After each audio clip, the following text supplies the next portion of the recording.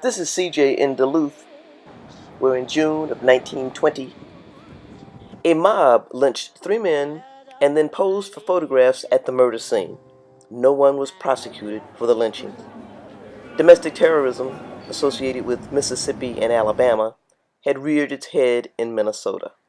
Residents of Duluth are reminded of the horrific event in a memorial to Elias Clayton, Elmer Jackson, and Isaac McGhie.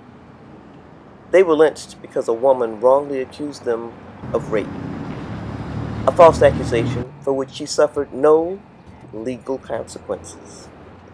That 98-year-old detail is almost as shocking today as her connection to Duluth's police chief, Mike Tusken. So Irene Tusken, it was, of course, 1920, and she was my great aunt. So, yeah, it was my father's, on my father's side of my family, it was my father's aunt. How old were you when you found out that you had this connection to that chapter in Duluth history? I didn't find out until I was early 30s, when I found out. And really the story behind that is my mother talked to the matriarch of the family, and they said, kind of heard the story, told the story at one point before she even had children.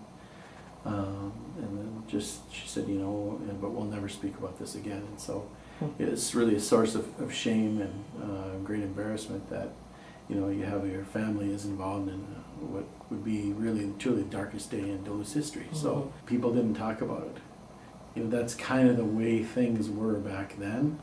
And I think nowadays, what a tremendous opportunity it would be to tell that story to your kids earlier, so that they can form decision making afterwards. How important it is to tell the truth and be honest.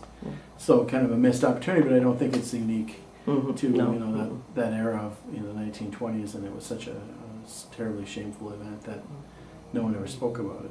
And my kids, they have a lot of questions and concerns because everyone wants to identify that their family and their lineage is certainly above the fray, right? Where it's not capable of making terribly egregious errors in judgment, which would result in a tremendously, devastating event for families, for these 3 innocent men. And so we talk about the importance of you got to tell the truth, and it's important to have kindness, caring, and compassion, and show empathy for people, and now also the importance of diversity and inclusivity. And so it's given me some opportunity, and me and my wife opportunities to talk to our kids, so that you hope to never repeat, of course, the sins of the past, right? Yeah, right. Change a generation moving forward. The murders of Clayton, Jackson, and McGhie have now also been venerated in the Deep South at the recently opened National Memorial for Peace and Justice, also known as the Lynching Memorial. You felt it was important for you to go to the memorial that they opened in Montgomery. Right, very important. It was so important for this community, and I've spoken publicly, about this. Every year, CGA, Clayton Jackson McGhie, has an event where we all come together as a community. But so important for this community, and also with this compelling story that one of your family members is the one that falsely accused Mr. Clayton, Mr. Jackson, Mr. McGhie of an assault, which ultimately leads to a mob of, they estimate almost 10,000 people breaking down the jail and then bringing these 3 innocent men out into the street and lynching them. And so not only is that a compelling story for this community of our darkest day,